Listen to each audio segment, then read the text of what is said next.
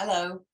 Today's video is going to look at attachment and attachment styles in the most simple way that I can describe them to you. I hope you enjoy it. This is It's a Relationship Thing, where we talk about everything to do with relationships. The good, the bad, and sometimes the downright dangerous.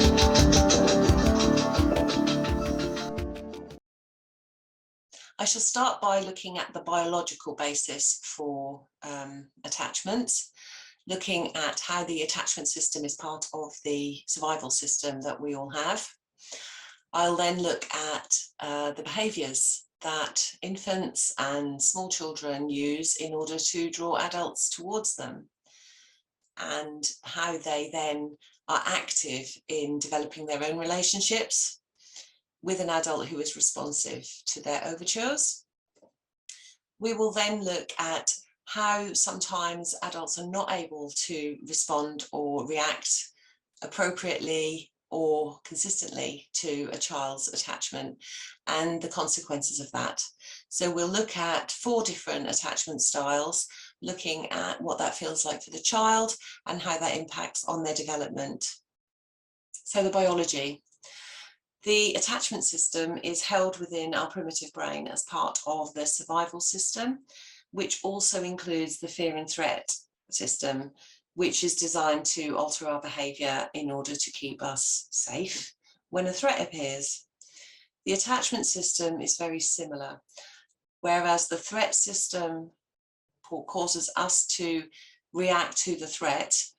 The attachment system causes us to behave in a way to bring other people towards us as part of our protection. The attachment system of an infant has very limited number of behaviours that it can display in order to bring people close. Some of those are designed to bring caregivers into an interaction with that infant. So we've got smiling and cooing, giggling, pulling strange faces, putting their tongues out, all those really cute things that babies do are designed in order to start some sort of interaction with a caregiver. And from those interactions, the child begins to get a sense of itself, other people, and the world generally. The other way that infants can draw caregivers to them is through crying. Now that's quite aversive. We don't go to a child who is crying in order to play with them.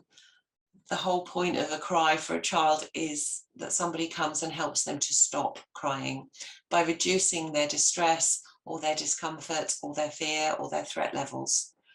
And so through that part of the attachment system, the child learns that somebody is there for them and that they can be comforted and they can feel safe again. And so that person, that caregiver, then takes on the role of a safe haven. When that person is near me, I am safe. They will take care of me. We will be looking at why it's important to have a safe haven and some of the benefits of that in just a little while when we look at the attachment styles. However, we do know that not all caregivers can be available or consistently available to their infants' attachment behaviours. Some adults, some caregivers may not even recognise them as a need for interaction from the child. And so I'm going to look at the attachment styles and what that means for the children, both in the moment about their developing identity, but also how they interact with the world.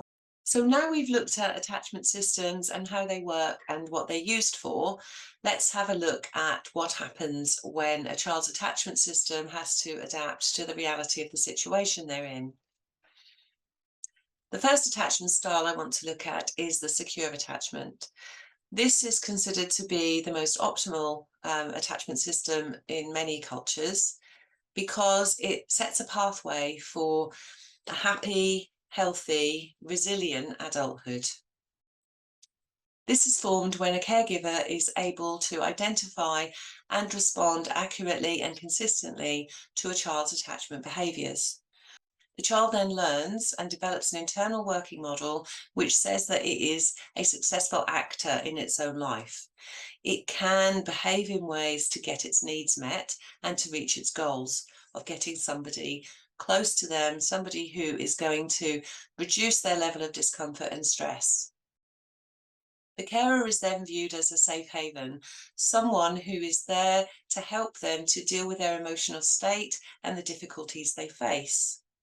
By providing the child with a safe haven, the adult helps the child to develop the concept of a secure base.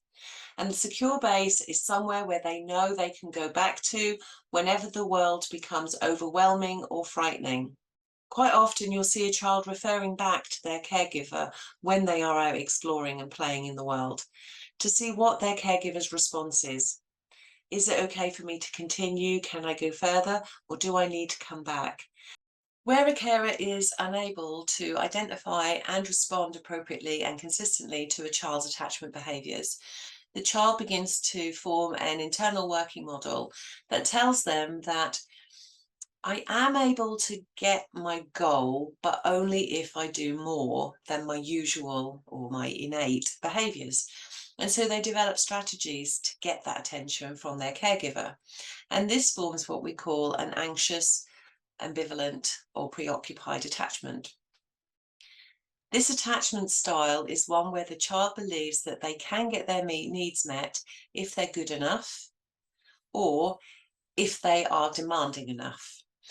A child who believes that they can get their attachment needs met if they're good enough becomes a child who focuses on the needs of other people and meeting those needs in order to get the attention and the sense of safety that they need and to try desperately to find that safe haven.